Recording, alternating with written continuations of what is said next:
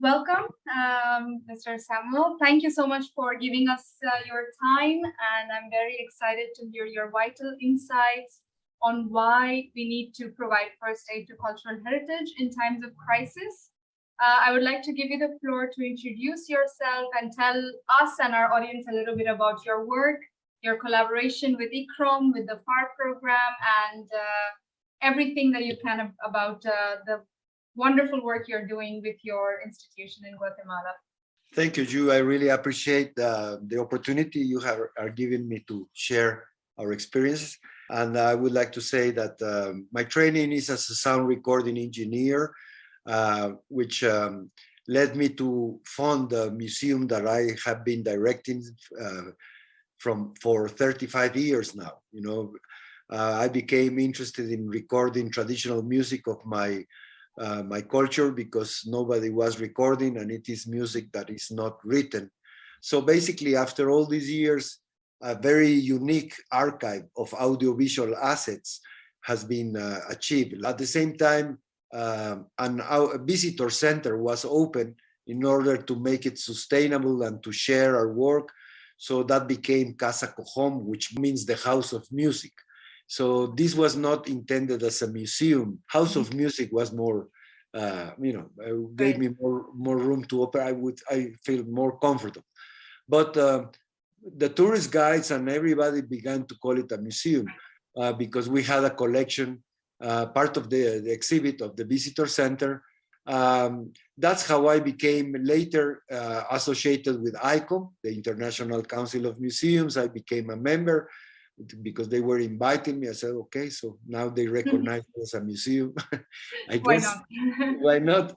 So that I became very active in the AVICOM International Committee, which is the International Committee of Audiovisual and New Media Technologies of the ICOM. And that's how I met, how I became connected to ICCROM. The ICOM CC meeting was in New Delhi in 2008, and that changed my life, I would say. There I met Aparna Tandon, who was launching a program of ICCROM that was called SOIMA, which means Sound and Image Safeguarding of Audiovisual Collections. So I thought, well, that's for me, So then I applied and I was accepted. So I became, that's how my relationship with ICCROM began. Of course, first as a student, I took the 30 days course of which was on safeguarding audiovisual collections.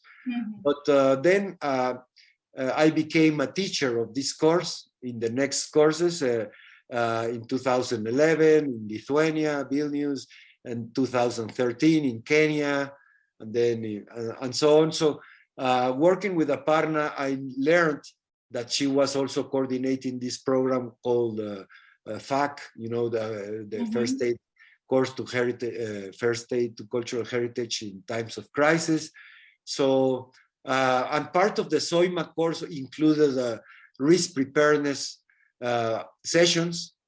So I became interested in this particular issue because Guatemala is one of the most vulnerable countries to natural disasters in the world. We are number 4 according to the United Nations after some countries in Asian Pacific, Samoa, Vanuatu, Philippines. So a lot of these things were happening at the same time in terms of emergency preparedness and disasters and so on. So when the director of the president of Blue Shield International came to Guatemala, I became also very interested in creating a Guatemalan committee because that was part of his trip to advocate for, to make us, to propose that we organize our Guatemalan National Committee of Blue Shield. So I became conveying this venture. So all these things came together. So I thought, well, I should apply to be a student in the FAC course that Aparna offers. So I became a student in 2015 in the Netherlands. I participated in this First Aid to Cultural Heritage course. And then due to that, since the Prince Claus Fund was also connected with this course. I got a small grant, $10,000, or to do something in our area. So we made 4 workshops in different regional areas of Guatemala with this funding, with the Prince Class Fund. And then there was the FAC leadership course following that. I think it was 2017 or 18. So of course I was getting more and more committed to disaster preparedness. And at the same time, I was with ICCROM becoming the ICCROM LAC Regional Alliance president. So that gave me enough contacts, a network in Latin America and the Caribbean. And my proposal when I became a chair was that my mission was to try to promote as many workshops of risk preparedness in Latin America and the Caribbean, because we are vulnerable to hurricanes and so on. So that's how I became very active in the region, working in the Caribbean, in Latin countries, promoting always the FAC methodology. I mean, because for me, that was the Bible. I mean, that was the reference, a very good reference guidance, and very effective, which I still believe it is very, that's a reference guideline. The manual that we are printing now in Spanish, that we are publishing, it is very valuable and has been very valuable since 2015, even though it was not published in Spanish.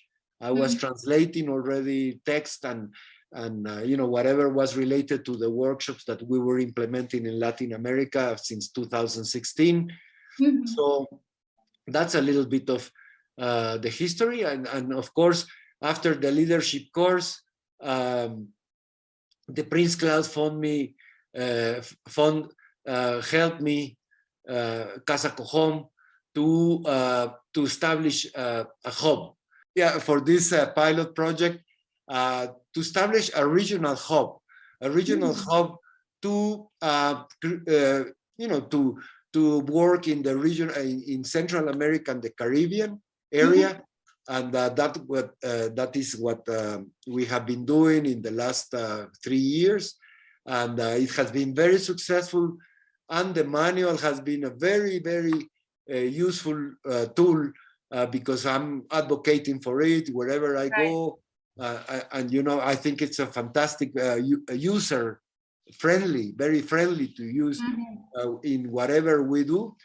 So I'm very happy that now it's in Spanish, because now we have a lot of workshops piling up in Latin America. So I think we still have to learn. We still have to do a lot of updates, of actualizations, especially now with climate change and so on. And the pandemic itself, which was not in the manual, and was a more harmful agent than an earthquake. So, wow. Yeah. So now we are working in this archaeological area, where we have also identified other issues like community involvement, communities, and also working with other NGOs that they have the budget, but they work in different directions. So the idea is now that we all join together our budgets, our senior, our knowledge, our expertise, in order to have a common outcome or response. So. Yeah.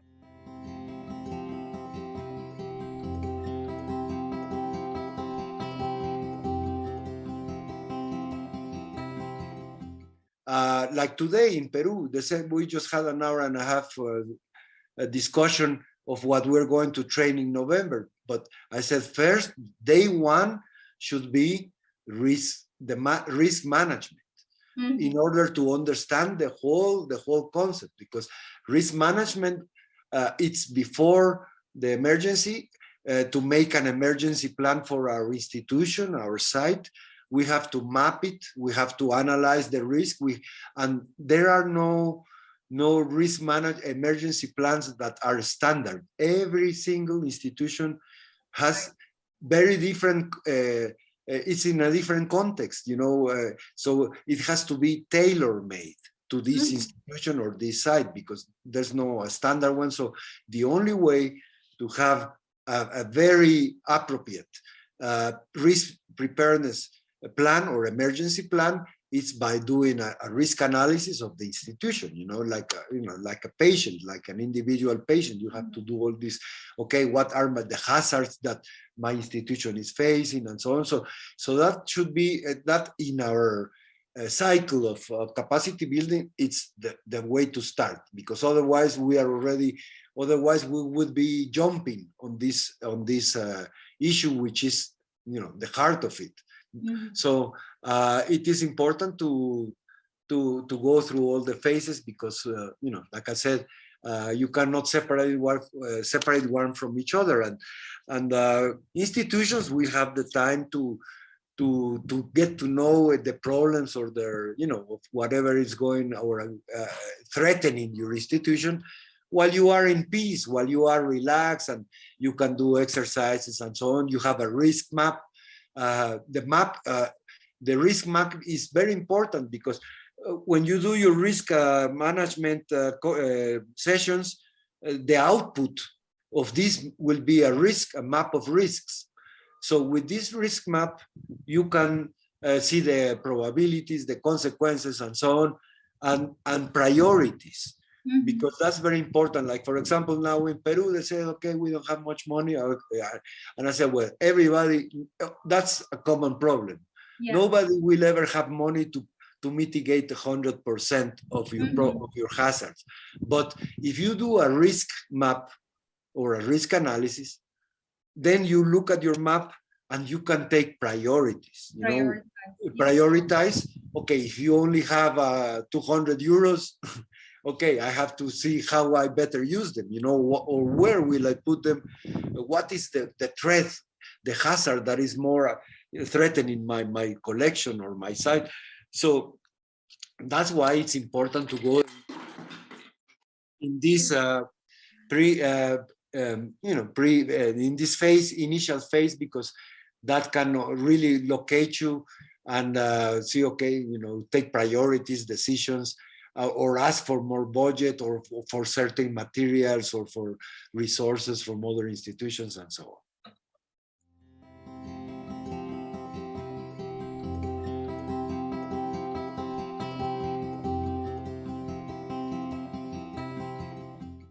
To be honest, I think I've been an adventurer all my life. I always like to work internationally. As a sound recordist, I was a sound recordist for BBC television, and I was in disaster areas like Chernobyl.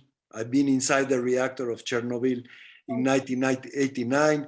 We cover wars in Nicaragua. We cover wars in Azerbaijan. We saw the fall of the wall. So that gave me a lot of international expertise and sensibilization. I saw people dying, interview people that all the family had died. Even I have had my family killed in armed conflicts personally. So I've been, this is part of my life. And so working with heritage was the other side, but I always believe in working more away from the borders of Guatemala, because Guatemala can be very limited. Opportunities are very limited, especially as a sound recordist. I had to struggle a lot to survive in my career, and I did that through working with international people. I mean, international institutions.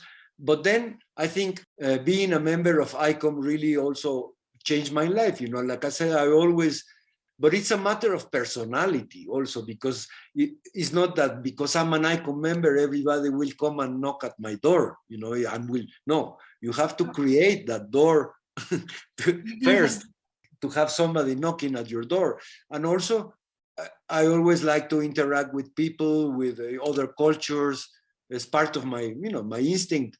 And with ICCROM, I made a very nice family worldwide. I always try to attend to the triennial conferences. and talk to people from Africa, from Asia, from other cultures, people that were doing the same things as I was doing. You know, that's one of the benefits of being a member of this cultural institution, a world international institution. So I think one advice that I will always give to everybody is networking. Networking, it's very important. International networking that has come through ICCROM. Like I said, through these working groups, I started networking with people in different continents, with museums that were doing the same things as us, sibling museums, I should call. So we also the interest of trying to roots of my culture, because we are very connected with Asia. You know, the Mayas are connected. You know, I think they came from Asia. The more I travel, the more I do research, the connection, it's amazing. So that's why, you know, making these networks has also given me the opportunity to expand my activities as a personal activity.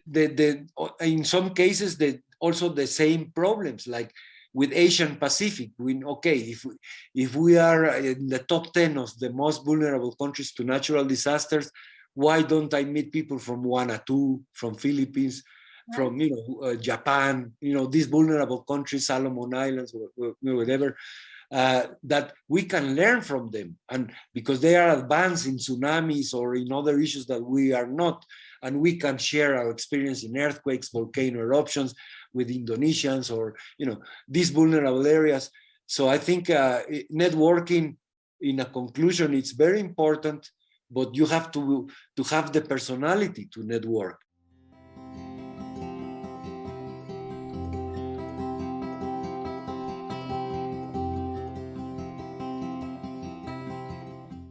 So definitely we are aware about, that climate change is an issue that we have to address and include in our capacity building sessions.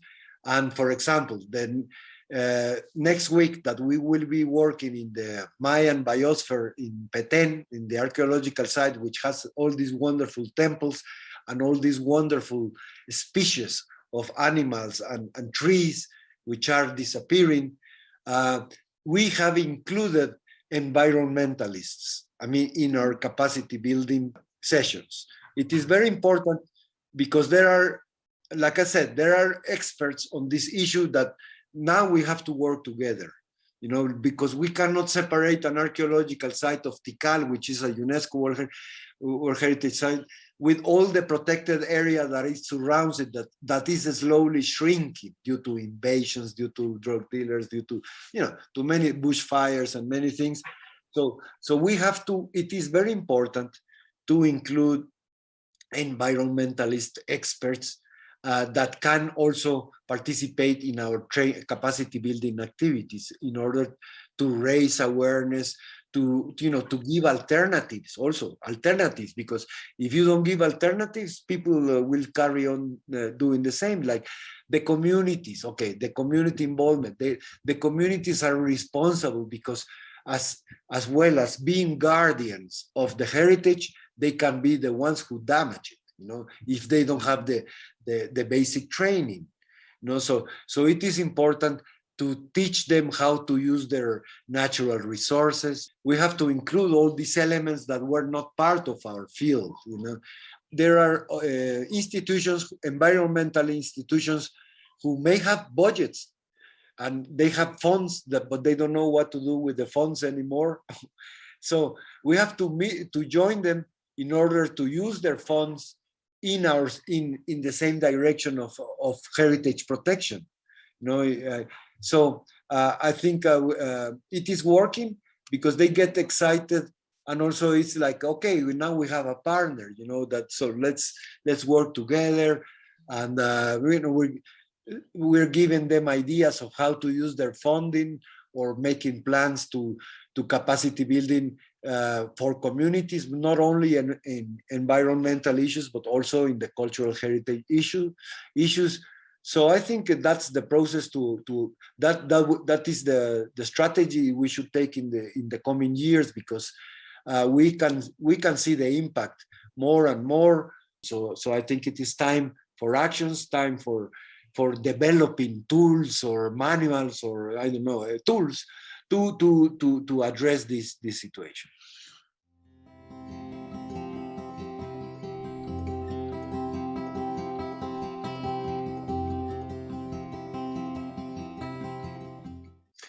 Well, like I said, being a cultural first aider has given me a new energy in my life. You know, I think I should say so, especially because I grew up in earthquakes.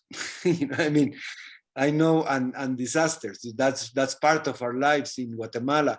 So I think it is now very fulfilling to work for this cause, you know, to help my people, my community, also in our museum as an institution, it has given another direction and another appreciation of what we do, especially after the pandemic, because we lost all our visitors. We had to close, you know, for more than a year, which was never done in 35 years.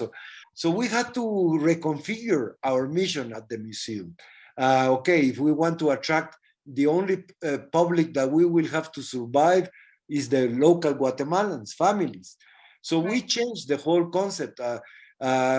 So we started doing an exhibit about risk preparedness, which it connects with everybody. And that has been very successful because people love to see these maquetas, you know, of volcano. Even the volcano we had effects of lights and smoke. Wow. So kids love it, you know, and also at the same time we are projecting on the screen a volcano erupting, and we create sound effects, you know, so you feel the ground is shaking. So that connects with every Guatemalan, you know. So I think that helps us to have like the whole headquarters, you know, that we can have an exhibit, that we can have space for capacity building, some of the ethnographic exhibit that we have outdoor, because people don't want to get into four walls after the pandemic or into a theater, you know. So we had an ethnographic exhibit of vernacular architecture outside. But those are the houses that are our reality, you know, adobe houses, which are very vulnerable to earthquakes. So what we do is we use those structures now to train, let's say, to do risk assessments. Let's say we have a group and say, okay, do a risk assessment of this adobe house or this house that is made of straw, which can get fire really easily, you know. So that's also a way to connect our museum, our original mission of, okay, let's preserve the vernacular architecture, the traditional materials, because they were good for climate. You know, adobe is so fresh, you don't need air conditioning. Of course, you have to use different updated techniques to prevent earthquake. I mean, to make them stronger for earthquakes. But you know, there are solutions using these traditional materials, which are, I mean, before there was no air conditioning, there were nothing, electricity. So why are we using all these prefabricated materials that only complicates our lives? You know, I mean, yeah. And it's not for everybody. Not everybody has access to all this new tech, you know. So let's go. So back to our grounds, to our roots. So that has worked, and I think people loves it because also they connect with memories. You know, the memory. They say, oh, my grandmother's house used to be like this. You know, you see the families already interacting and talking about cultural values without being too rigid as a museum, you know, because you just induce them into this and they automatically will feel connected with the memories, with the families. So that's the way we are connecting cultural rescue and into you know, the activities of our museum.